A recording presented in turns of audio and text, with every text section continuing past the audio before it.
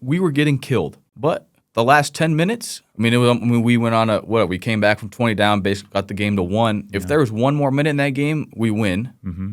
One play, maybe called it differently. Yeah, the one call, we have a chance to win. But that was our whole mentality is we're just going to come at you the whole time for 40 minutes. That eventually you're going to get tired. Yeah. Eventually you're going to turn it over. Eventually you're going to miss those shots that you normally make to start. Mm-hmm. And we're not tired.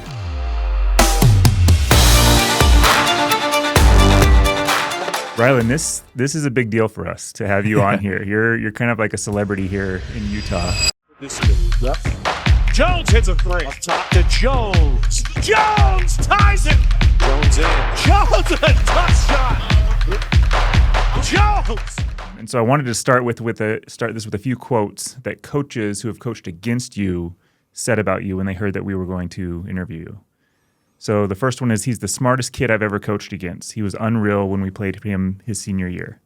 Another coach, one of my favorite players in high school basketball to watch, best ball movement and most skilled passer I've ever coached against. He just always made the right play, and he was the guy with the courage to take a charge more than any smaller guard I've seen. And the last one, and this was a coach who coached in the region with Lone Peak and a lot of great teams. Seriously, Rylan is one of the top 1 to 3 players I've ever had to coach against. And he and Tyler Haws are right there, as good as they get in demanding his team play the right way. Such an unselfish floor general. So when you hear that from opposing coaches, what comes to your mind? Just that they respected that I played the game the right way. And that's what I've always been taught. And, it means a lot from those coaches that, I just love playing basketball and, what I play in the right way, and they respected that. I wasn't the most scored the most, but those coaches respected everything else I did. And that's kind of the coolest part for me, taken away from those quotes, is just that they respected how I played the game the right way. They all talked about taking charges, passing, and all that, unselfish. And so for me, that was always my goal. And that's just super cool that they think that about me. And it's just super cool. I was talking to a official as well yesterday on the phone, and I told him I was going to talk to you, and he said a very similar thing. So from an officiating perspective, said smartest player I've ever officiated, and he could completely dominate a game without scoring 40 points. And so it wasn't all the scoring, so kind of what we're talking about there. Yeah. So you said that that's the way you wanted to play the game. How did you get to that point? What's your life story to make you play the game the right way? No, a lot of credit goes to my dad. Obviously, he coached a lot of games, coached in college for, I think, 25 years. Coached AAU before that, coached younger kids. He's always been a coach ever since he was done playing, and he just instilled in me growing up that you can dominate game without scoring. So he never, ever talked to me about scoring. Scoring was always, I scored when I was younger, but that was never what we based anything on. You can play so well without scoring. And so after games, it was, hey, you had some bad turnovers, or you made a lot of great passes, or your defense steals. We never, ever talked about scoring. Scoring just kind of came with it in my dad and I's, eyes, and throughout my whole career. And we would watch basketball games at home, and I vividly remember watching San Antonio Spurs when we were in Logan, and they won those championships, and it was never watching those guys score. It was watching how they created scoring options for their teammates. And we would watch a play, we would rewind it, and then some guy would make a shot, but he would go to 3 or 4 passes before that. Well, why did he get that shot? Who made that play for him? And so I've just always looked at the game that way. And I think that helped me a lot to be as the player that I, came out to be, is because I never focused on scoring. I always tried to make my teammates, I guess you could say, better, or get shots for them, or cut, and be super unselfish. And I think that just helped along the way. And, scoring comes with the game. When you should shoot. When, you're usually open, and if you're open, you got to make a shot. And, if you have an isolation, or you pick and roll, and, you get a switch or something like that, the scoring comes throughout the game, but I never ever wanted to focus on that. And, coaches valued that. And I think that's why, throughout my career, my scoring was never, I never averaged more than, 10, 11 points in college, but, I started almost every game I ever played, and, I played a lot of minutes in every game. But I think that coaches valued all the other things, all the little things that I did that didn't revolve around scoring. There's a lot I want to unpack there. First, I'm a lifelong Spurs fan, so the fact that you bring that up is fantastic. But Tim Duncan, Manu, I remember it vividly. I was probably I don't know what years they won the championship, but we were at my house in Logan, and one of my first high school coach, Logan Brown, who was my coach at Logan High, he was over. We had like a big barbecue. All my dad's friends were over, and it was right around my birthday, because my birthday is June 6th. So it was like a family barbecue type deal, and the Spurs were playing. And we were all sitting inside the couch, and he was sitting over there, and he like watched my dad do that with me, and that's like a moment he still brings up to me in this day. And he was my first coach other than my dad, and so we still talk about that moment. And he's like, I'll never forget watching the Spurs and watching you and your dad talk about it. Like I was like a coach who had been coaching for 20 years as well. Yeah. So that was always a moment that I'll never forget. That's awesome. What was it like having your dad be that active as the coach? So my dad was my coach growing up. Yeah. And there were moments where it was great and moments where I wanted to get away from him as far as I could. So what was that like, dealing with the pressure and kind of the critiquing of the game after every practice or game? Yeah, I mean, my dad and I, he's my best friend. He coached me from all the way until he could not coach me due to college rules, and I think it was at 8th grade year. Basketball made our relationship better, honestly. He did a great job of never being like, once basketball was over, I mean, it was back to father-son, right when he talked to me for a little bit, and then after that, it was just like back to father-son. But I wanted to be so good at basketball, like my whole life I wanted to play college basketball, that I wanted to be coached, and I wanted to learn, and I wanted him to critique me. So I think it kind of went both ways. He did a good job of doing it in a way that, was very impactful and helped me, and I wanted to learn, and I wanted to listen. So it kind of went both ways. And, there's like only like one ever moment that I can think of that, I like cried after a game and he told me to make my damn free throws because I missed 2 free throws and just said it super loud. And I was like in 4th grade, and it was just kind of like an emotion. And other than that, we never had one issue throughout every game I've ever played. Wow. So we were super lucky that way, because I know a lot of father-son duos sometimes can't do that, but we had a great one, and it just worked out for the best. No, that's awesome. The other thing from when you talked about that I want to unpack there is when you're playing the right way and helping your teammate, and then that Spurs conversation is for that guy to get the open shot, 3, 4, or 5 things had to go right, but 3, 4, 5 players had to be doing it right as well. Correct. So if you know the right way to play basketball, how did you get your other teammates around you who may or may not have started with that same IQ or whatever else to get them up to that level? Yeah, so I think a big part is I played with a lot of really good players throughout my high school career, and growing up too, a lot of really good players. And so the game of basketball can come really easy to some people, and some people it can come a little bit more challenging.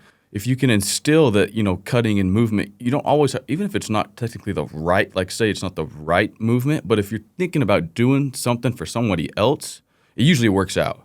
Like even if all right, say you should back cut this time, but this time you like curl cut, it wasn't the right cut to do, but it still was. You're still thinking about somebody else. You're still trying to get a shot for somebody else. Usually it works out. The basketball guys usually reward you for that, is what my dad always says. And so that's kind of the deal. And then you got to play basketball. Kids nowadays, I think we all see it as on social media. They're all just doing one-on-one ball handling, dribble moves. They're never playing 5-on-5 anymore or 3-on-3. Like you don't just go play pickup at a church. Like when I was in high school, was all we did. We know at Olympus, all we did was play.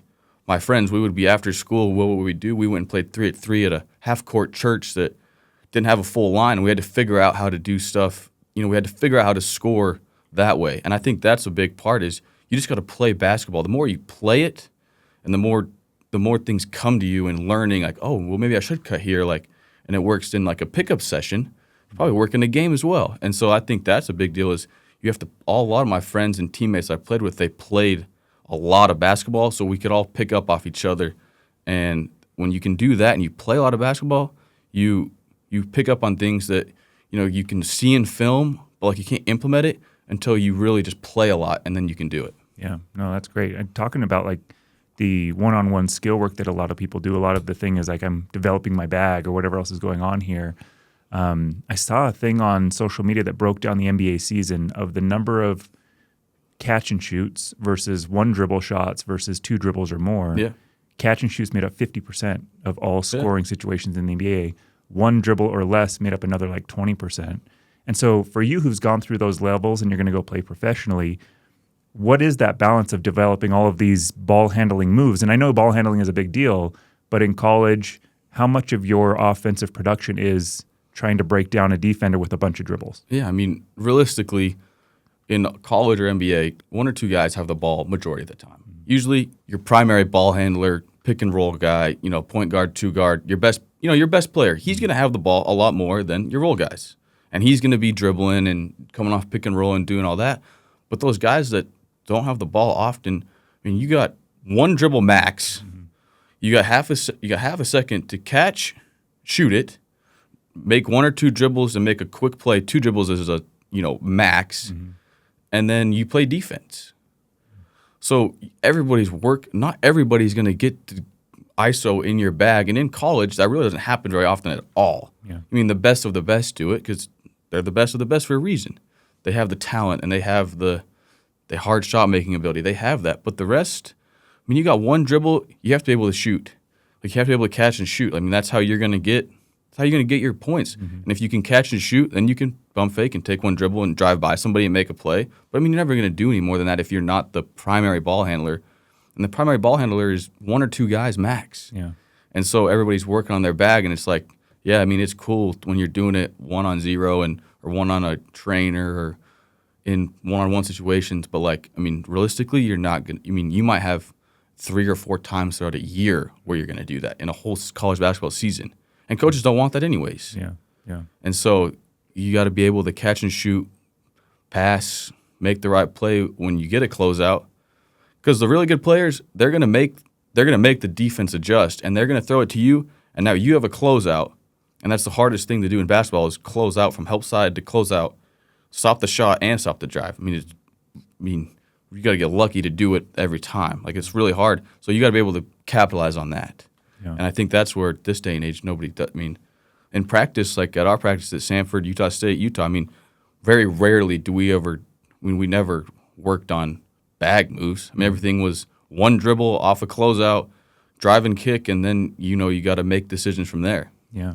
I think this is such good perspective. Again, as this podcast is really what matters as kids and parents are getting ready to try to make a high school team and then to play further is what really matters in all of this of what they should focus on. And so much of that I see is we're working on all these moves. But as a player too, if I have a teammate that's doing that, I don't know what to do. Your point of cutting, if I cut, they aren't looking, number one. And number two, they're probably going to drive right into me anyway. So as a teammate, I don't know what to do in that situation.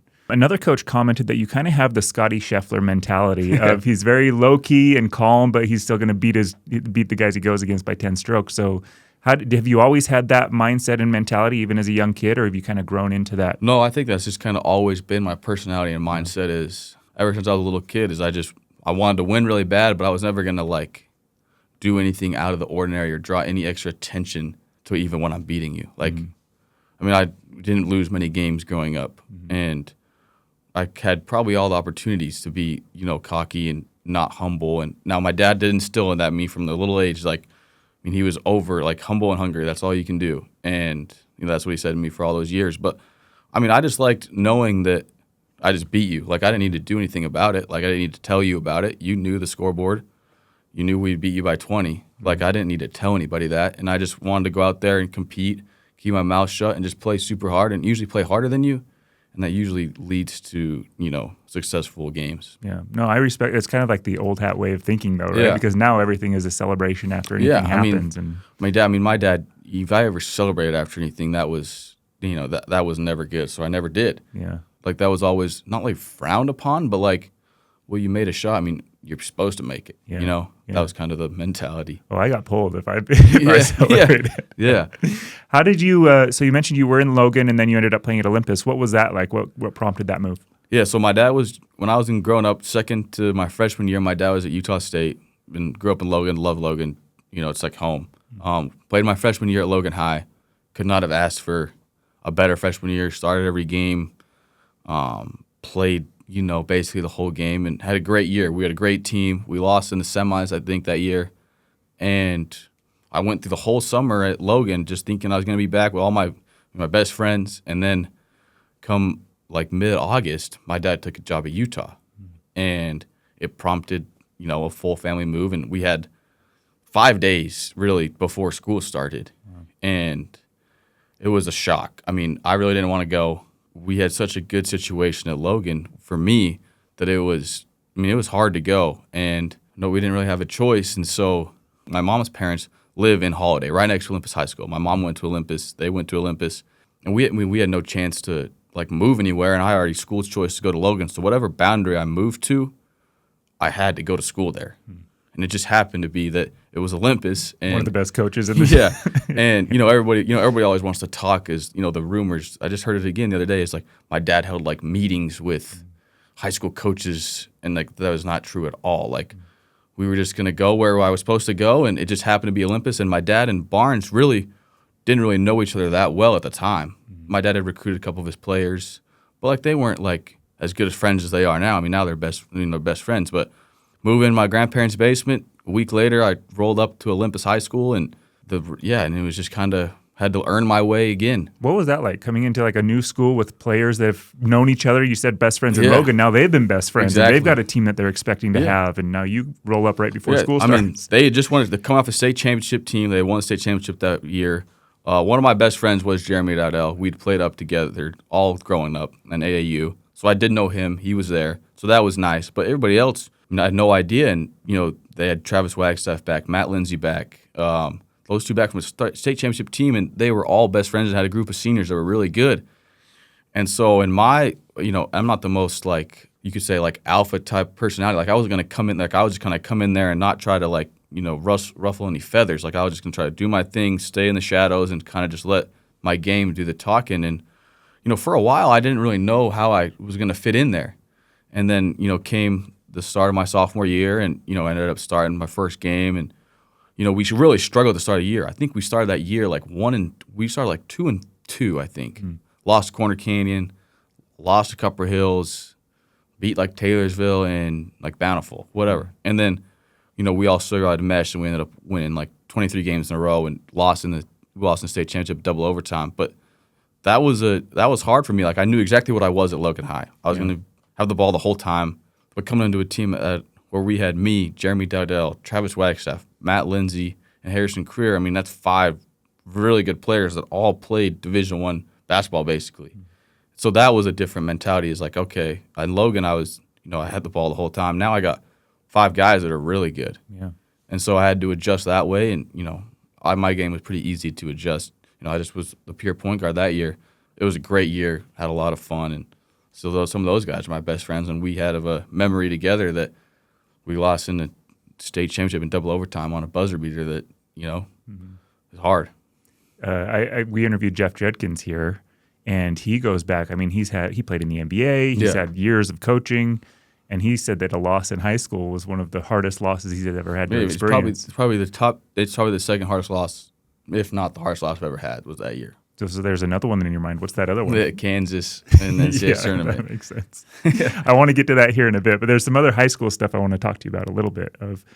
Your high school season, your senior year, 18.6 points per game, 10 assists per game, almost 7 rebounds a game from a point guard is amazing, and 3 steals per game.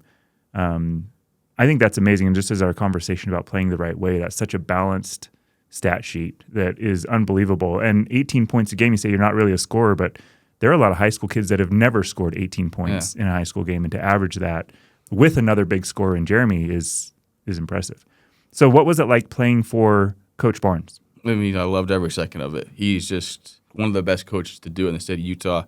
Just his mentality, his personality, the way we play, it was just so fun. It was just. What did he do to make it that way? Because several players have said that with. Yeah, it's just the culture they have. I mean, that he has built, and it starts with his personality and who he is, and how great a person he is, and how much fun he likes to have. And at Olympus, we had first period basketball every other day, right? Mm-hmm.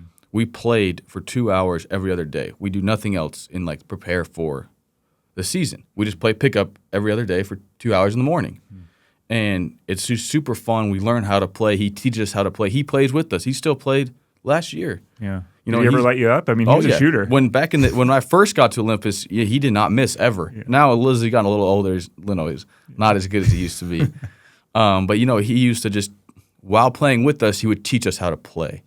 And I felt like that was just so cool. As for me, I'm like, man, this coach is playing with us, and he's playing great, and he's throwing slip passes and steals, and I was like, well, this is so cool. And it was just like a culture. Like the former players still come back and play with the high school kids now. Mm-hmm. Like when I come back into town, I can't wait for first period. I bring my friends for my team that went 27-0, we all come back and play.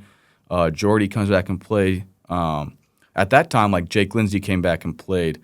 Matt Lindsay came back and played, and the Monsons came back and played. Like a lot of good players came back and played, and when you're playing against better and older players, you get better. And so I thought that was so cool, and I honestly think that's one of the things that helps Olympus be who Olympus is. Now, obviously, they have really great players in the past 20 years as well, but there's a lot of players. You play so much that it helps you so much. Mm-hmm. Yeah, you can have good players, but again, if they don't play the right way, or even if one isn't. Gavin Lowe, we interviewed him, and he's got a target against your team that went 27-0 because I guess they get an extra game. So we'll see what happens. It's hard to do. How did you prepare? So you were Mr. Basketball, you're Gatorade Player of the Year, all of these accolades. How did you prepare in high school, and we'll get to college, but in high school, knowing that every team that you played against was trying to figure out a way to contain you or to stop you or to throw you off your game, whether that's physicality or talking or whatever else? How did you prepare for that in high school?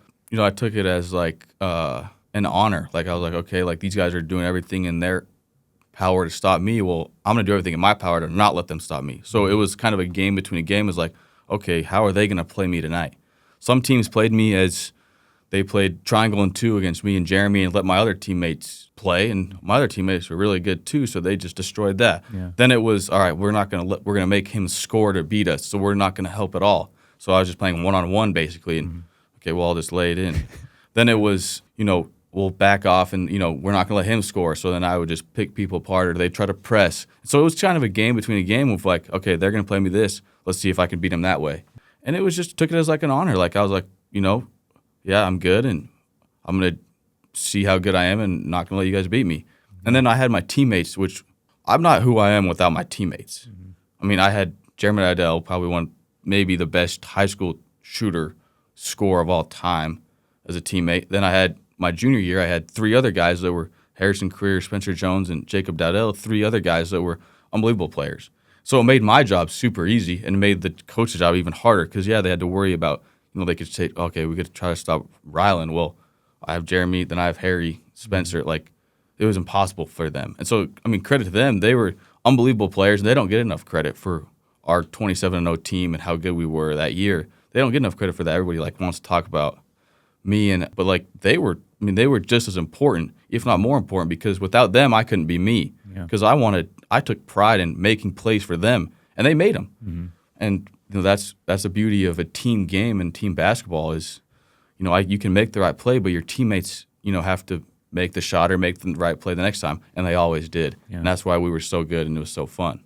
What was it like losing a heartbreaker in the state championship game to then going in? I think your average margin of victory in the state tournament was like 33 points the next year. Yeah, I mean, Coach Barnes always likes to say it was like, every year is a new year, like that was in the year, like that was in the past.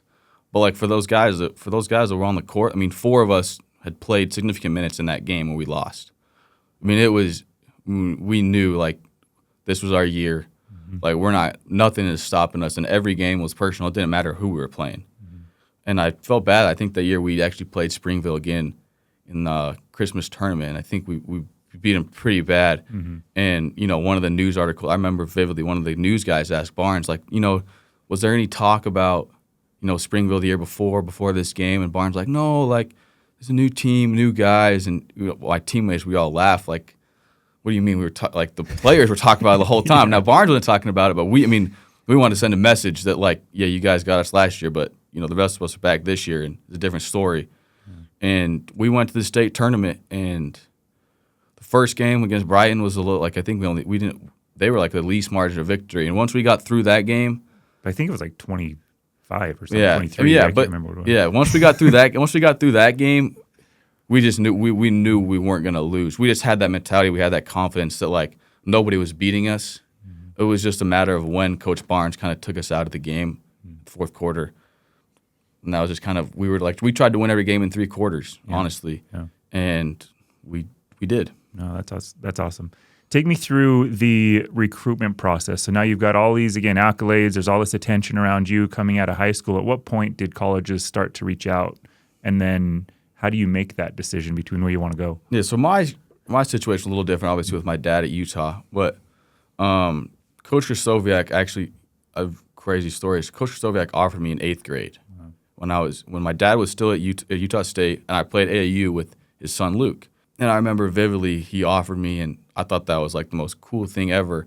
And even when my dad was not at Utah, I really thought I was probably going to go end up and play at Utah for Coach Krzysztofiak because I loved him. Then we moved down here. My dad was at Utah, and it just made sense. I had schools recruiting me, and I had a couple of great AAU years, but I knew I wanted to go to Utah. So before my junior year, we were in Europe actually on Utah's foreign trip, and my dad and I thought it'd be cool if I committed to Utah and Spain. So I committed to Coach Krzysztofiak actually at the W Hotel in Barcelona, and it was like a party that night. And I kind of really never got to experience the visits and recruiting out of high school. I committed before my junior year to Utah. My dad was there. It was just kind of a given.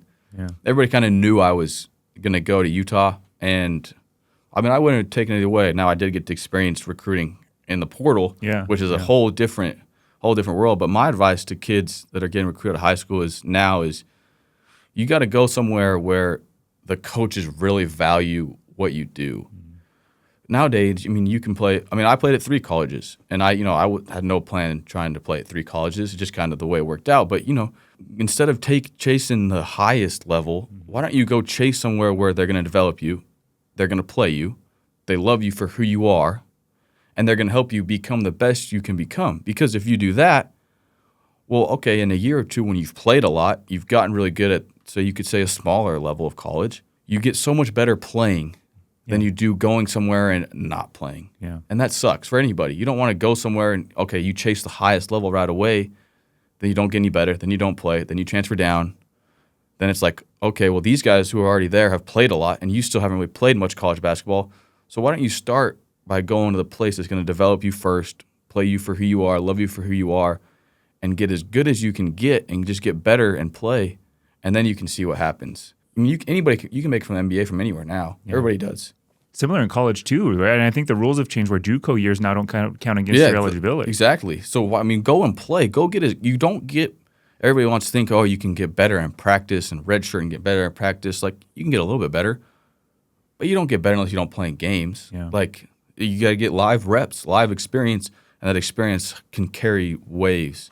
And I think that would be my advice to some kids is go to where they love you and want to play you and develop you at a younger age. It does way more than chasing the highest level and say you did get at the highest level, but you didn't play. Yeah, yeah. Do you kind of wish NIL was around a little bit Yeah, earlier? for sure. Yeah, for sure. Take me through that. So you went from being just a stud in high school, and now you go to the U. What was the biggest change from playing? Just physicality and speed. I mean, I go from Utah high school basketball, not the biggest, most athletic, physical. Now I'm going to the Pac-12 where every night I was guarding usually an NBA type guard. Yeah. And so that was a whole different animal of itself.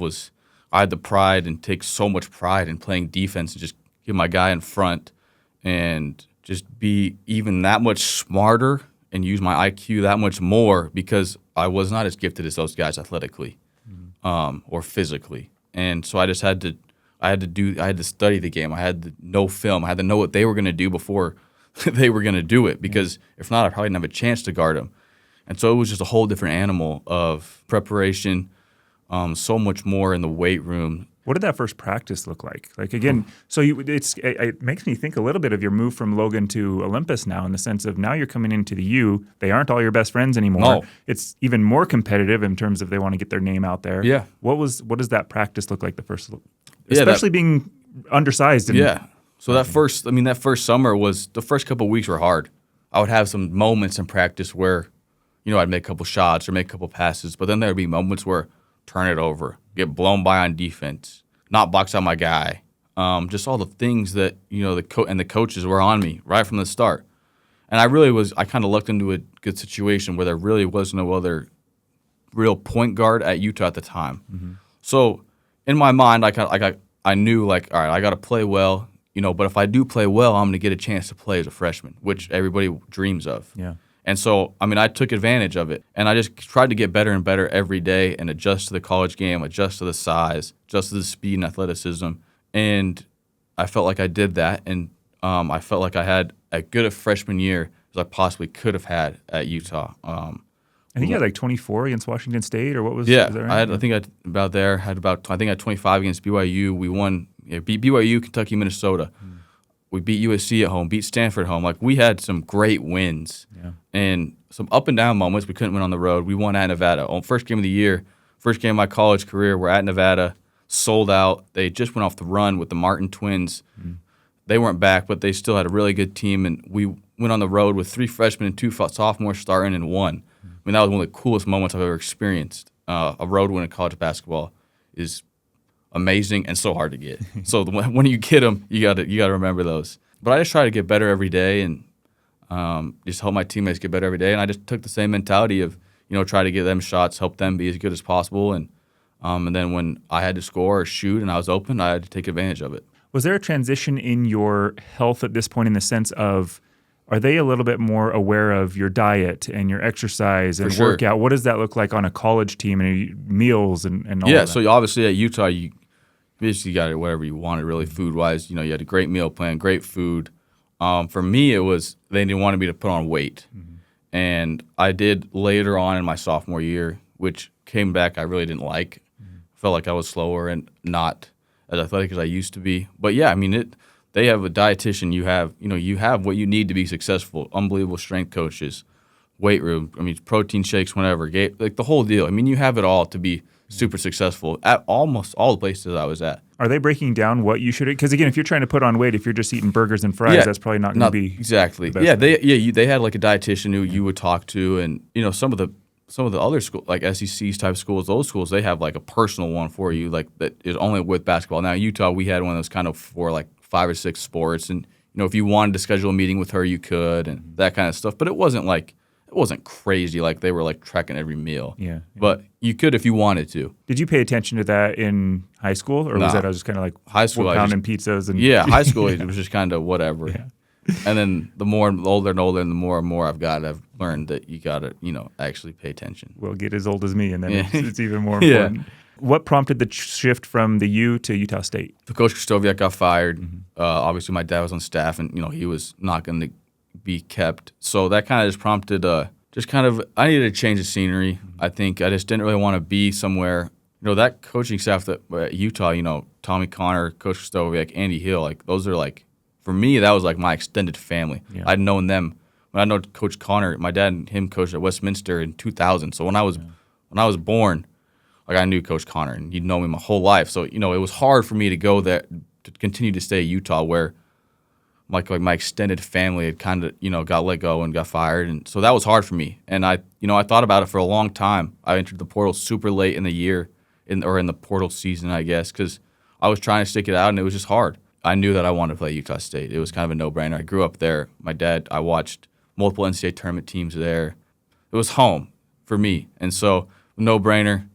And it was an easy decision. Coach Odom was unbelievable and awesome. My friends are up there, so it was I knew I was going before I even entered the portal. Really, as long as they would have taken me and talked to Coach Odom a couple times, and it was pretty easy. And this might be a little bit later in your career, but how does that transfer portal recruitment process differ from others? Yeah, so I really didn't experience it that time at Utah. Yeah. From Utah State, I kind of knew where I was going. But from my time from Utah State to Samford was crazy. I mean, the second my name is in the portal, I mean, you have coaches from all schools, all levels calling you, texting you. I have like my AAU coaches, hey, these guys are calling about you. Coaches are calling my dad.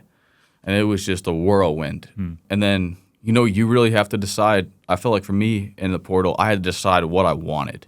What did I want at the time, it was my last year. Yeah. What did I want? That was what I was going through. And, I had the schools from Gonzaga to Notre Dame to Virginia to Samford, Utah Valley, Montana, Grand Canyon. So I had like the mix of the high level to, smaller colleges. Yeah. And I had to decide for me, what did I want for my last year? And I had been gone through injuries at Utah State. I was not allowed to go back to Utah State. That's why I had to go in the portal. Okay. Can you talk about those a little bit, the injuries? Like, what was going on? So my college career, freshman year, I made it through this year. I had a couple injuries, a couple bang-ups, but nothing too crazy. Is that like twisted ankles? Is that like ankles? I had a broken rib. And then I did get a concussion at the end of that year, my freshman year. And then COVID happened right in my freshman year. So then Concussion from what? What happened? I just got elbowed in the face from a center. Yeah. So it was a big dude hit me in the face. So then next year, just my sophomore year at Utah was really up and down. I had a concussion, just another just kind of fluke play. Then I had a shoulder injury that sidelined me for like half the year. So I could never get a rhythm. Then Coach Soviet got fired. Can go to Utah State. And halfway through that year, I got a really nasty concussion. And then I played majority of that year. I think I only missed a couple games. Then come my senior year, I got my nastiest concussion ever. I got elbowed in the face by Utah Tech, hit the floor. I was on the floor for a while. The game stopped for a couple minutes, bleeding, stitches, the whole deal. And then came back. If it's Utah Tech, that's like preseason then, right? It was preseason, correct. And then recovered great, did pass everything. I was recovered great, came back. I think I missed 3 or 4 games. Then I came back, played in like 2 or 3. Then the fourth one, it was the first game of conference. I took a charge. And when the guy Euro stepped, elbowed me straight across the face, I got another concussion. Jeez. So I got a lot of concussions in the. Is that 4 or 5? 4. 4? Yeah. So 4 concussions, and I recovered great from that one. But the doctor at the time at Utah State, he chose to say, you should be done for the season. So I was done for the season. I was like, okay, I understand. And then right before the summer, basically, of what would have been my COVID year, he kind of said, no, we're medically disqualifying you from Utah State. Wow. So that kind of shocked my world. I did not see that coming. Yeah. And at the time, my mom and I and my dad, we wanted to make sure that I was making the right decision to continue to try and play. Mm-hmm. So I got tested. I saw 3 or 4 different, 3 concussion specialists, top in the world. We went to California, Park City. I did every test humanly possible. Concussions, and I was passing everything perfectly fine. And so I had to make a decision if I was willing to continue to play. And at that time of the world, that book comes out, the movie comes out about the concussions and CTE and all this stuff. So it's probably a pretty touchy situation. And we don't really, nobody really understands concussions, perfectly. It's an ongoing learning thing. And, I had to make the decision. My mom had to make the decision. My dad that, are we willing to continue to play? And I was. Yeah. And I felt good from the doctors and everything. And so at that time, I had to make sure schools were on board with taking me, which was a whole different animal. I had to go on my visits. Usually, you kind of just check in with the doctor. Well, I had to go doctors, concussions. It was a whole different part of the visit. So that was another part of me. Was like, man, what are they doing to check that? Is that a cognitive test? So you're basically taking cognitive test. Yeah. Then they talk to some of the they want to talk to the doctors that I had seen, and then just check-ins and all that stuff. And so that was a whole different animal that I had to deal with that normally you wouldn't have to in the portal. So I kind of had got to the point where in my mind for the portal, I had to decide where I wanted to go. Well, in my checklist I kind of had is where I want the great relationship with the head coach, go somewhere where we had the chance to win and play in the NCAA tournament. Because for me, I hadn't played in the NCAA tournament yet. Utah State, we went, but I didn't get to play. Yeah. So I was there, but it was, I wanted to play. And then just to fit with the guys, and I didn't care what level I wanted to go. I wanted to go where we had a chance to win, I could really help my team win, and I loved the head coach and the people around the program. Mm-hmm. And a lot of the places I visited, fit that mold, but Samford it just felt completely right when Samford, my parents had no idea where it was. I had no idea where it was. Yeah. This assistant coach, Danny Young, was calling me, and he was just like, yeah, you should come out here. This place is beautiful. And me and my parents were like, Birmingham, Alabama, what?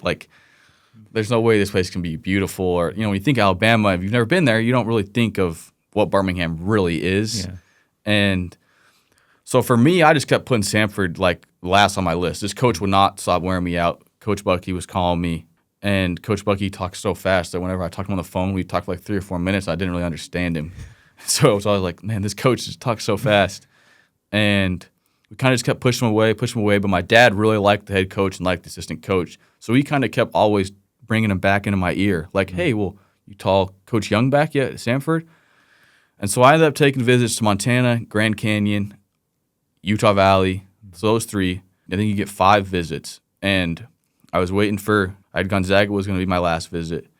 And he's like, well, why don't we visit Samford? Let's just go out to Samford. Come on. My dad kept pushing it and pushing it and pushing it. And I finally kind of gave in. So we took the red eye out there. we were there for one full Monday, and we left Tuesday morning. So we were there for 24 hours. Yeah. Well, in that 24 hours, we fell in love with it. Wow. That's cool. And we fell in love with Coach Bucky. My mom loved Coach Bucky. My dad really liked him. Why? Like what made you fall in love with it?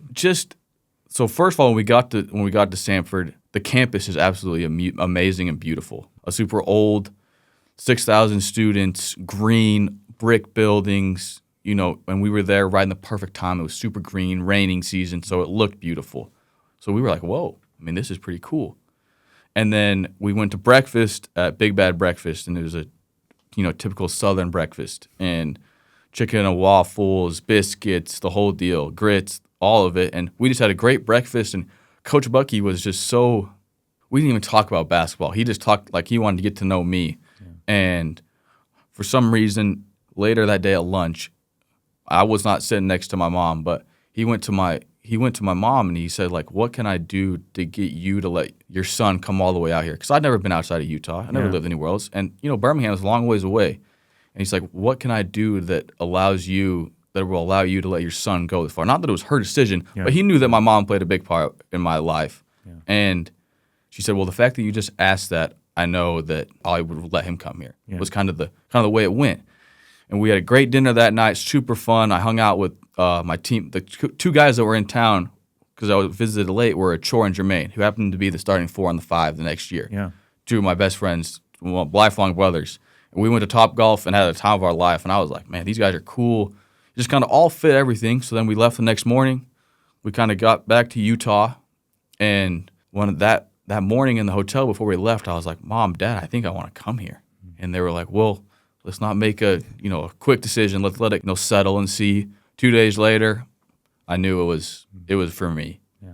And Coach Bucky was called Dolphin Island, which is his favorite beach. It's in the south, and it's right on the coast in the Floribama area. And I remember I FaceTimed him super early in the morning. And I said, hey, or I called him. I said, hey, I'm gonna commit, and he was just like he was shocked.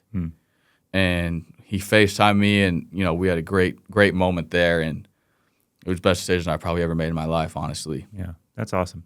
And I think too of you think through everything that you're going through as your family, but then also your coach, right? Like I think there's a lot of emotions on their end of like we really want this guy, and then I'm sure that call for him was just a moment of elation, like hey, it worked. It worked. This, it was one of those moments like when I told him like I want to commit, like it was just. I felt like the world lifted off my shoulders. I felt like I was going to the right place. He was super ecstatic. And it just kind of fit. And I can't really describe like why I felt like it fit. I just knew that basically the way I felt is I felt like I needed Coach Bucky in my life. Yeah. And he kind of said that he needed like a point guard like me. And we kind of fit the mold perfect for each other. And, the rest just kind of wrote it. The rest of we made history. Yeah. At Samford. There are a couple of monster dunks that were set up by you to those two guys that you mentioned. But take me through, now we've got a whole other experience of, we had the move from Logan to Olympus. We had the move from Olympus now into college and the U and then to Utah State. The move to the U and Utah State, you're still kind of at home. Now you're in Birmingham, Alabama, where you've only been on this visit. And you're coming in as you've got your grad year, right? Or your last year. Yeah. So you're coming into a whole new team now where, again, they've got their established team and there's this guy coming in who's going to be the point guard. What was that like? Yeah, so basically, back to like when I was visiting is, one of the things that Bucky really sold me on was like, look, we have a great team coming back. Samford hasn't been good in 30 years. They went to the tournament, I think, in 2000 was the last time they went. They've been one time. And before that, they never finished better than 4th in the Southern Conference. And this will be Bucky's 4th year. And, they were climbing the ranks fast at Samford. And he's like, look, we have a great team coming back. We got an all-conference center, all-conference forward, 2 or 3 really good wings, a couple good guards, but you're our missing piece. So why don't you come here, rewrite history? He says you can go to Notre Dame, you can go to Virginia, but they always go to the NCAA Tournament. Like, they're expected to. Gonzaga, they expect to do that.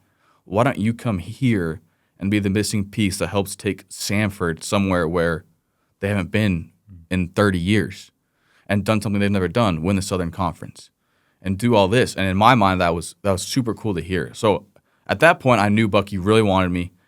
I knew they had a really good team coming back, and that kind of put me over the top. That was kind of back to that visit. But Did the teammates welcome you pretty Oh, yeah, quickly? they were unbelievable. It was just Jermaine and Achor, and, I mean, just fit right in. Those two personalities, on the court, crazy, off the court, the nicest, funnest, like, I mean, I talk to him, weekly still. And so then I got to Birmingham that summer. I had no idea what to expect. Is it humid? Humid, hot. I'm all by myself. I met Achor and Jermaine. I haven't met anybody else. Yeah. Don't really know the coaches very well yet. Just kind of know Bucky through a little bit. Feel like I really like the guy, but I don't really know him yet.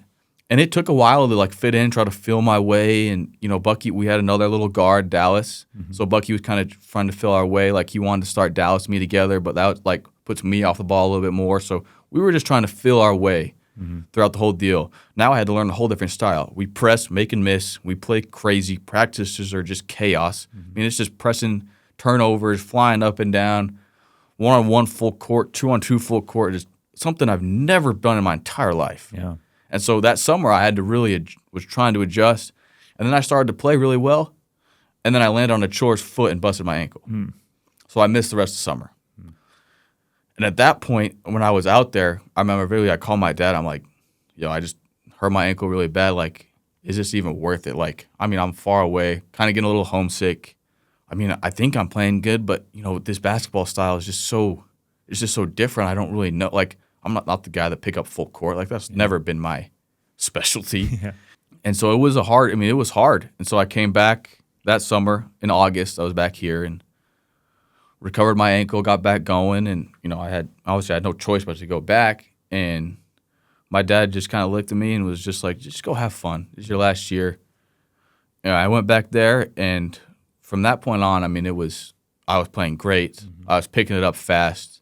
I felt like the coach really liked me. The players started really like playing with me. Achor and Jermaine, I got them the ball wherever they wanted. They loved it. Yeah. And we started to become good. I was like, wow, I think we're going to be pretty good. Then we played Purdue first game of the year and get beat by 60. And we're like, whoa. At Purdue, loudest I've ever been in. It was insane. They just lost the first round to Farley Dickinson. So we knew the next they took it out on us. Yeah. Beat us by 55, whatever. It's like Springville. Yeah, exactly. It was exactly like that. Then we lost at VCU, which was my old coach. But we played pretty good. We were up the whole game, lost at the end. Achor fouled out, just kind of lost it. Then we won 18 straight games. Longest win streak in the country. And it was just, we knew we were going to be special. Then we got into conference, won like 10 in a row. We won the conference outright early and went to the conference tournament, won 3 games in 3 days. So we won the regular season, which Samford never done. Then we won the conference tournament, which Samford never done, and made the NCAA tournament. So kind of throughout that year, whatever Bucky told me in the summer, it happened. Yeah. I had a great year, newcomer of the year, second team All-Southern Conference. Just everything I could have possibly asked for in my last year. Yeah. And that's why I go back and say, it was the best decision I ever made, going to Samford and playing for Coach Bucky. It was exactly what I needed for me at that time in my life. Yeah. How did you get in shape for this? And I want to take, because again, high school to college is a whole different speed and physicality. So there's getting in shape for that, but then going to where you're pressing all the time. How do you physically get in shape for that? Crazy summer conditioning. Yeah. Friday morning was miserable. None of us slept on Thursday night. 6 a.m. It was miserable Friday. But what kind of stuff would you do? I mean, he has this thing that he's done with all of his high school teams, and now he used to do it harder with his high school teams because he had longer. But we just had a routine of each week it got harder, but we ran 17s, 9s, 5.5s, and 4s. And so 17 is 17 across the sideline. The 9 is half of a 17. Then 5.5 was down, back, down through half court. And then 4 is just down and back. And you had a certain time. The guards had it faster. The bigs had it slower. Then each week we ran more. Then the rest in between got shorter. It was miserable. Yeah. And once you got through that, once we got through that, we felt like we could do anything. And then the way we practiced, every day we pressed, make or miss, pick up, we pressed.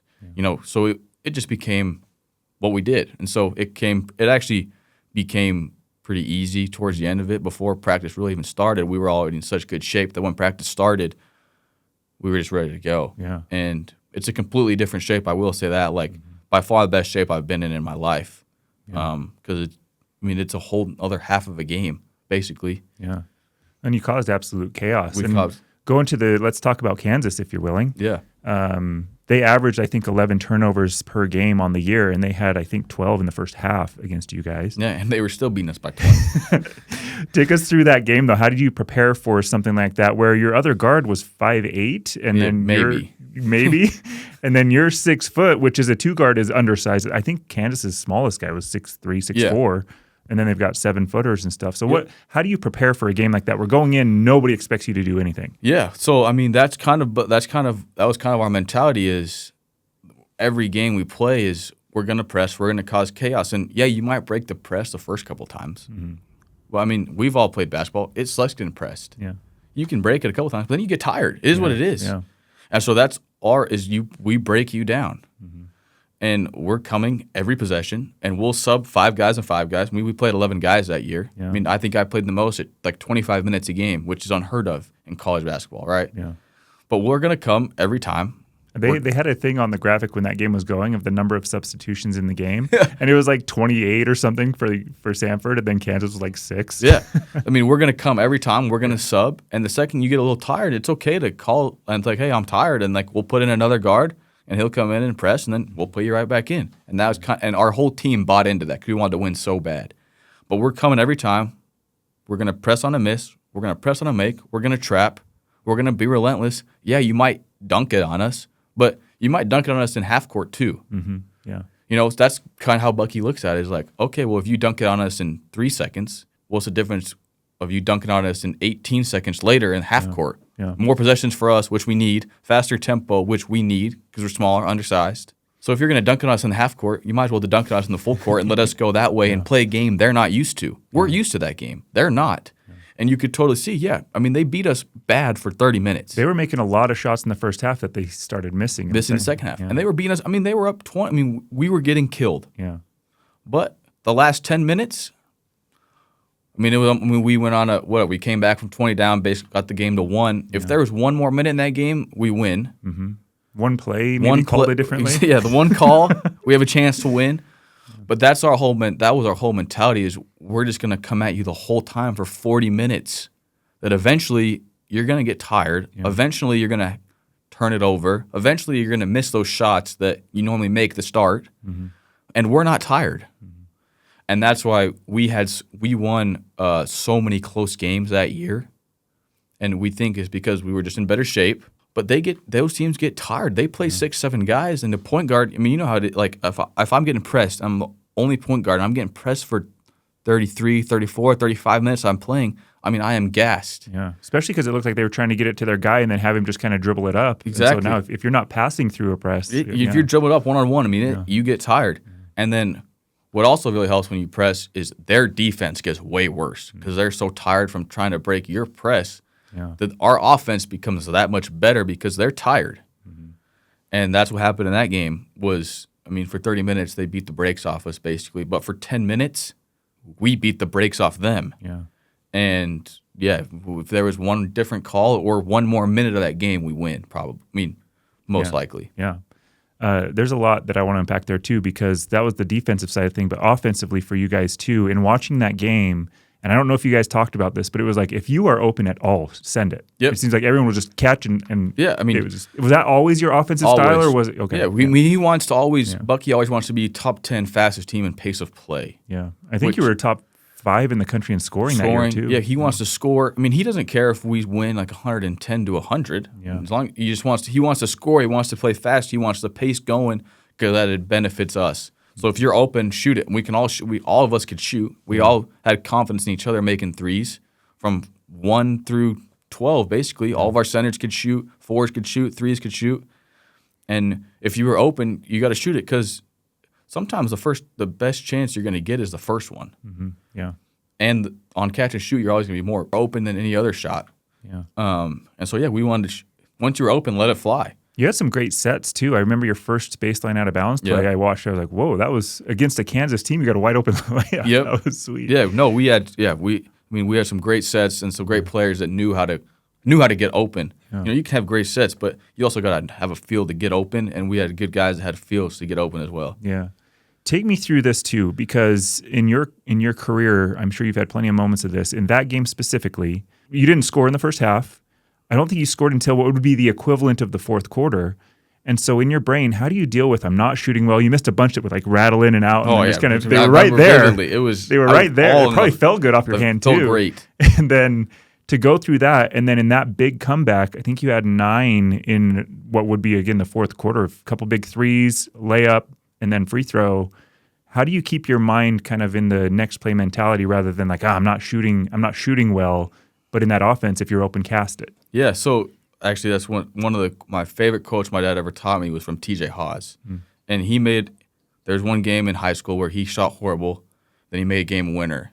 And he said in the comments, he said, it's not a matter of if, it's just a matter of when. And so that's a mentality that I've always had. Yeah, I might miss my first 5 or 6, but that can't derail you from shooting the next open shot. Yeah. And then for me, I always try to get lost in the game is what my dad had always told me too, is like, yeah, you might miss a couple, but just keep playing. Like, you're not going to miss every shot you take, but if you're worried about missing every shot you're going to take, you're going to miss it. Yeah. But in my mind, I'm like, all right, I'm just going to just kept playing the right way, make good passes, play hard, get steals, just be a pest, do everything, and then you're not thinking about scoring, and then when you're open, you just let it go. It usually goes in. Yeah. And so that was my mentality for that game. Every game I play, and I saw one go in, and usually when I see one go in, the next 1 or 2 is usually probably going to go in too. It's just kind of how I've played throughout college. I'm a little streaky that way, but I saw one go in, and then we all saw a couple go in as a team, right? Yeah. And then you build off momentum each other, and then I think I had like 9 points in like 2 minutes, right? And then just kind of. Just how the game goes. I just don't mess with the game. Like that's a good way we describe it too. Is like just get lost in the game. Don't mess with the game. Don't shoot a horrible shot because you haven't made one. Yeah. Don't press. Just let it come and don't think about scoring. Don't think about shooting. Don't think about making shots. Do everything else. And then when it comes back to you, you're not thinking about I've already missed 4. You just like it's just practice. Like out there in the gym at Highland with my dad at night, right? You just catch it, let it go, it goes in. It reminds me, there's a Kobe Bryant quote too where it's like, what if you miss 2 in a row? What if you miss 3 in a row? And it's like, then you better be worried because the next one's going in. Like, what if you miss 10 in a row? It's like, now you're in a lot of trouble because the next one's going in. Yeah. Yeah. Did you ever struggle with perfectionism as a kid? Does that never really bother you? No. Yeah. Never kind of been. I have a son who struggles with that as we go through drills or whatever else. If we have a goal of, all right, we want to make 7 out of 10 free throws or whatever, and he's 10, if he doesn't get it, it's like the world's over. Right? Yeah. And so as his dad, I'm trying to be like, it's okay. Matter. And it's even like if he's missed 3 before he gets to 10, he knows that his goal's out of reach. Yeah. It's like, hey, you can't change the past. It's this one. So it's something that as a dad I'm trying to help with. It's hard. Yeah. There was a lot of pressure on that game because it is the NCAA tournament, a lot of expectations, all of that, but it was also in your hometown. So what did that add to your experience with that? I mean, I don't really know if I felt pressure. I honestly just felt like I just felt super like thankful that it allowed me to play one more game in the state of Utah. Yeah. Like clearly for me, my whole life in Utah, I played 100 games in college basketball games in Utah. I'd played at Delta Center before with Utah, and at that point, I thought my games in Utah were over when I chose to go to Samford. Yeah. And for people to come watch me, my family had to travel all the way across the country. And like for the SoCon tournament, I had a group of like 15 people come out and watch me. But I mean, they had to travel all the way to Asheville, North Carolina. Coach Barnes, Coach Hardy, a couple of Olympus people, my Logan High coach. Like they had to travel a long ways to go watch me play in a tournament, and we won, and it was great and all that. But I have a lot of friends and family that could not come out there and see me play for Samford, which they'd all see me play at all my other places. So that kind of was like, it kind of sucks. Like we're really good, and like my friends can never see me play, or some like the extended family you could say that like have always watched me come to my games, but they can't want to. It's hard to travel all the way out there. Yeah. And then we knew that Salt Lake City was hosting a tournament, hosting the games, right? And we knew that it would probably be the 4-13, 5-12, and we were going to be a 12 or 13. And it's funny is our athletic director Martin Newton is on the NCAA committee, and now he just got promoted to the chair. He's one of the best dudes ever. But after we won in Asheville in the SoCon tournament that night, everybody's having a great time, right? And I said, hey Martin, like I know we're playing. I know the NCAA tournament's got Salt Lake City. Like, how cool would it be to to play there. Just total joke, right? Yeah. And we go to Selection Sunday. We did it right. We had like a huge block party in downtown Homewood. Like, it was a big deal for Samford. Like, we had a huge screen. We had like a huge party. There was like 1,000 people there. Yeah. Just all behind us. They closed down the shop, closed down the road. Like, it was cool. And 413 goes, it wasn't us. 512 goes, wasn't us. 413 wasn't us. 512 wasn't us. Then Duke got called as the 4 in Brooklyn, and we were all like, oh, we're going to be the 13 there. Wasn't there. So I'm like, holy cow, we're going to be the 413 in Salt Lake City, Utah. Yeah. Saw there, Salt Lake City, Utah. And I mean, it was just like a dream come true. Like, I get to play in the biggest game of my career probably in my hometown and in front of all my friends and family again. Yeah. Just kind of a surreal moment. Like, I chose to go to Birmingham, Alabama, all the way across the country, took a flyer on a little university, a coach, an up-and-coming coach who was a high school coach. Like, all these things that, like, were a flyer that people probably like, what is he doing? Never even heard of Samford, right? And then for all of it to come true, win, then I get to play an NCAA tournament game back home. It was just like, it was a dream. It was just like a feeling that I was just like, this is so crazy. Like, I can't believe I'm playing another game in Utah in the NCAA tournament against Kansas. Yeah. And it was just a crazy feeling. That's awesome. As your team, as that Selection Sunday's happening, were you hoping for a certain team, or was it just like, we got to deal with what's coming? We kind of knew that Kansas was kind of a team that we knew they were a little injured, and then we knew they played a completely different style than us. Yeah. And for us to win in those type of games, you need to play a team that, was a little injured, not playing great at the right time, and, they had lost early in the Big 12 tournament. We knew McCullough might not play, and then you need a completely, like, contrast in styles, and that was us. Yeah. And so we loved the matchup, and we almost got it. Well, and what a cool way for you. I mean, I know it was a loss, but for you to show out, especially in the end of that game, what a cool way to I mean, out. The timeout happened, we're on that run, and the whole building is chanting Samford. Yeah. Like, let's go Bulldogs. I mean, that was probably the coolest moment I've ever experienced. I mean, I can think about it right now, and I get chills. Like, we are on a run of all runs against Kansas, and the whole Delta Center, except for the little Kansas section, is cheering for us. Like, that was just super cool. Like, my teammates we still to this day talk about that moment, that game. What does the end of the season look like? At that point, you've lost. There's a flight back. How do you wrap up a season in college?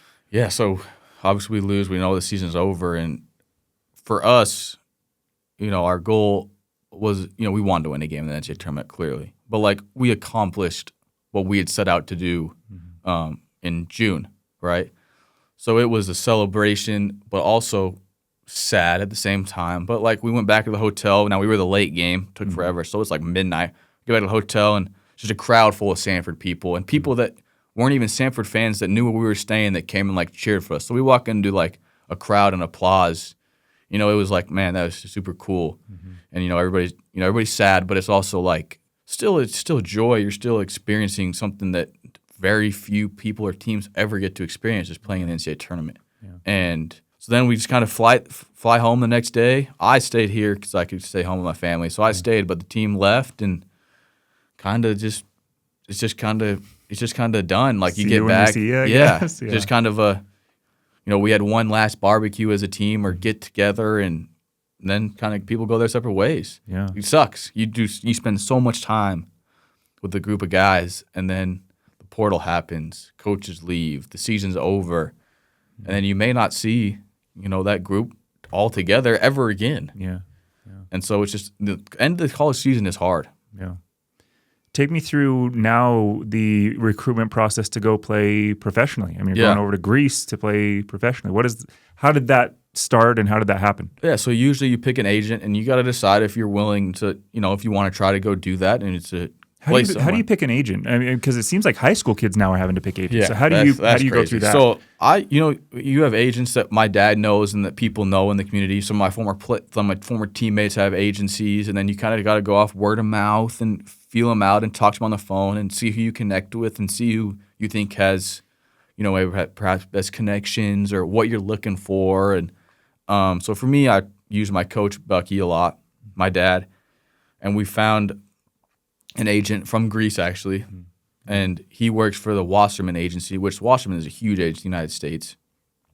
And they, they have a ton of NBA players, a ton of musicians. They're huge. They're a huge agency. And so I chose to choose with this guy from Greece, but he has a Wasserman behind him. So it felt like he has he has some reach. Mm-hmm.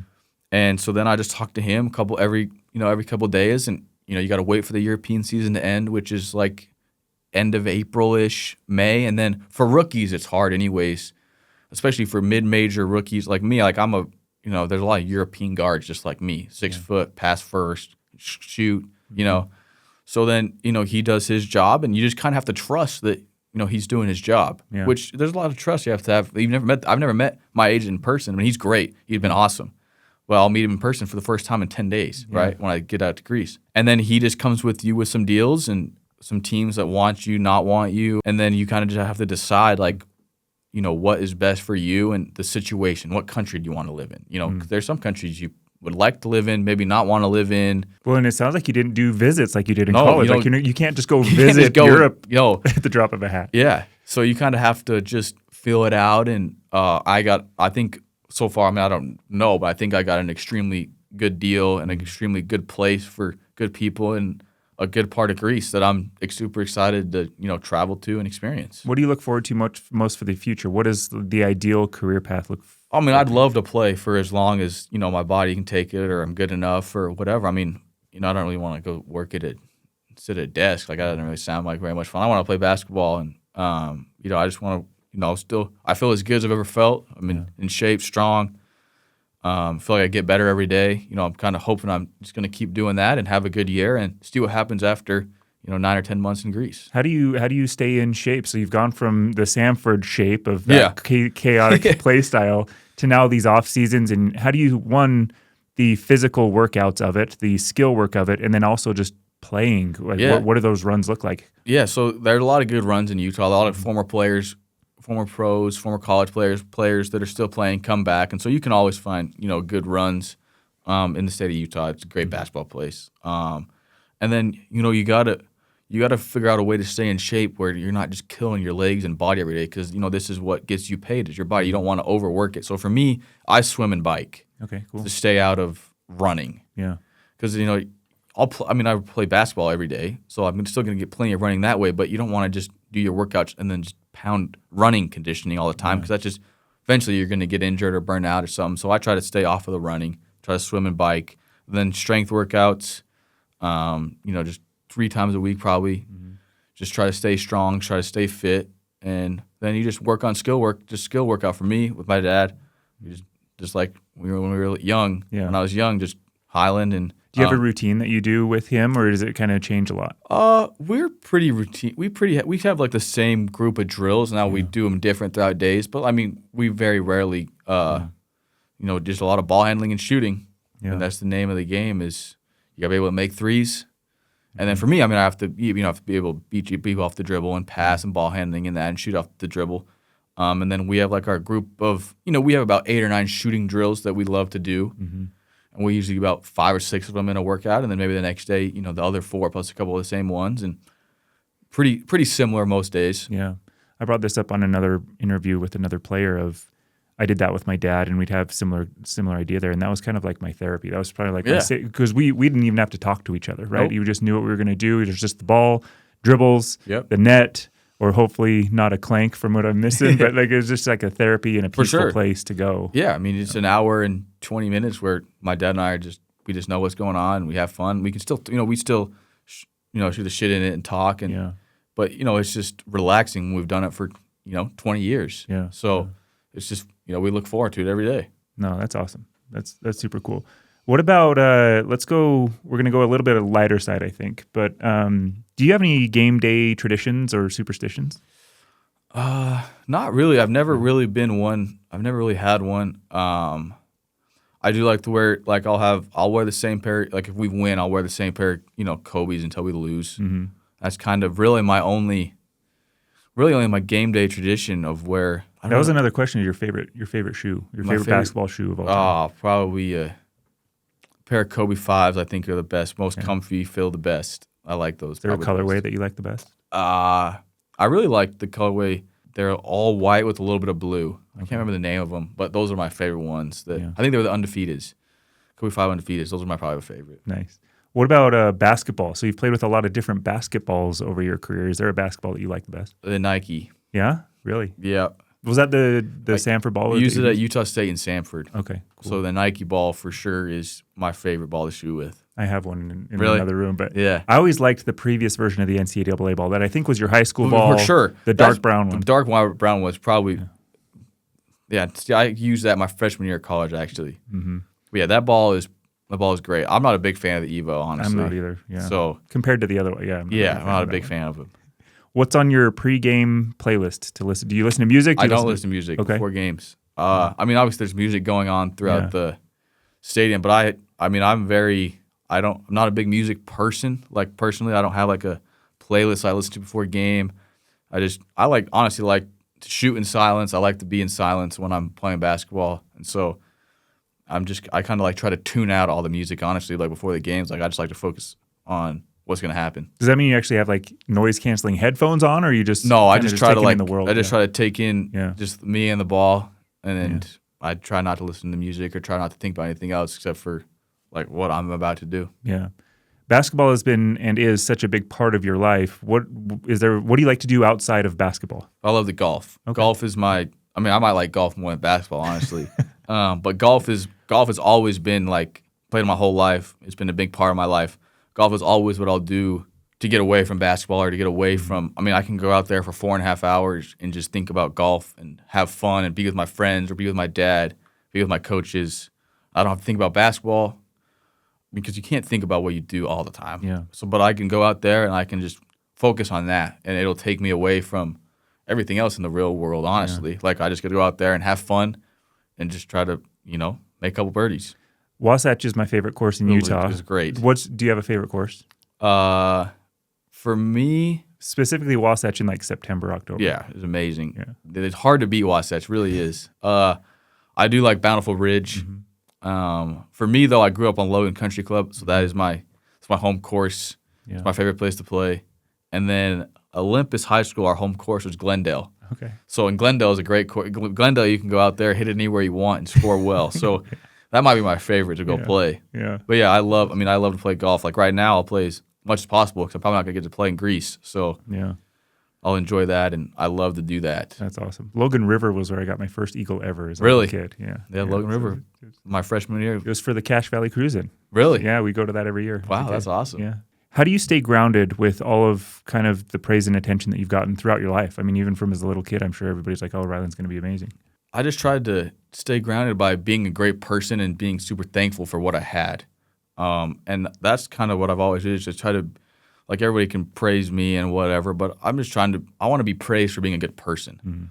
Mm-hmm. The basketball stuff can come and go, but I always want to be remembered as like a great teammate, a great player, a great person. People enjoy to be around me. And try to make other people try to be the highlight of their day by just being a nice and genuine person. And basketball was just always fun. Like I didn't want to be praised. Like I just loved to play the game. Yeah. And I just wanted to be the best that I could be, and I wanted to be even better outside the court. And that's what I hope like people remember me by is, basketball is basketball, but I just want to be a great person, and that's kind of how I want to be remembered by. And that's how I stay grounded, was just try to be the best person I can be, and don't let that stuff go to your head. Like, that's all cool, but be praised for being a good person and, fun to be around. Mm. And that's got to be a little bit hard, too, in a competitive environment. I mean, so much of it is I have to beat this person. And I had an interview with Steve Galley, who coached at Riverton for years, but he was talking about how we can both raise each other up if we play well. We don't have to, like, embarrass each other and make each other feel bad, but as us both playing our best raises us to a higher level. For sure. And, like, I've learned that was my dad and Coach Barnes. I mean, they're best friends, and, they in region battles every year. And state championship game, and, they're best friends, and they're cheering for each other. Like, let's just hope we both play well. And you know what? We made it to the state championship. We're the two best teams. At least one of us is going to win. Kind of like just build each other up. And I think that's a great thing. You don't have to embarrass people when you beat them. Like, that's how you be remembered as a dick. Almost. I don't want to be remembered like that. Yeah. Two last questions for you, and then I'll let you get out of here. You've been so generous to take the time. That's awesome. If you could go back to your freshman self, what advice would you give to yourself? Just to be resilient and never give up. Like, not everything is going to go the way you want it to go. Now, for me, it took a long time for me. My high school went perfect, right? I couldn't have, no injuries, state championship, Mr. Basketball's Gatorade Player of the Years, funnest time of my life. But then I got to college, freshman year was great, and then sophomore, junior, senior year, I had a lot of adversity, injuries, didn't play great, some bad moments, right? And, through that time, there's times where I was like, man, is this even worth it? This is hard, injuries, not being told I can't play, not playing great, all this stuff. But I kept going and kept pushing, and my dad and mom kept pushing me, to say, be resilient. My sister has it tattooed on her arm and just kept pushing and pushing. And then I got lucky last 2 years at Samford, right, were unbelievable. NCAA Tournament, NIT, best 2 years of my life. But it only happened because I stayed resilient and I didn't give up. And I think that was what I would tell myself as a freshman is I went Logan High and then I had the transfer. Well, that wasn't ideal for me, but I kind of stayed resilient, right? And so that would be the advice that I gave myself back then is just resilient and have fun and love what you do. Yeah. Those are the three things is just have fun. Having fun makes the game so much better, makes life so much better, and you're not taking it too serious, honestly. Yeah. That's kind of you touched on a little bit. You've been through aches, you've been through pains, you've been through a bunch of concussions and broken ankles and coaches yelling at you and probably teammates yelling at you and disappointment. But you've also been through state championships and great games in the NCAA tournament. Was it all worth it? Oh yeah, all worth it. It's all worth it. Everything that you go through is all worth it. Mm-hmm. For those moments, those 5 or 6 moments in college basketball that are the top of the top, I would do anything to relive those, beating BYU, beating Kentucky, winning the SoCon championship, playing the NCAA tournament. That's 4 moments. Those are the 4 best moments of my college career, probably you could say. But I would relive it all just for those 4 moments. Winning the state championship might be my favorite moment of them all. And I would go back and, I would relive all of the pain and suffering, conditioning, and time sprints and lifts and aches and cold tubs. I would do it all over times 2 just to experience, those moments again. Yeah. No, that's awesome. You're a stud. Again, you are so well respected by anybody who's had the privilege of being around you, both played with you and against you. So thanks for taking this time. This is awesome. And sharing this with the Thank you. Yeah.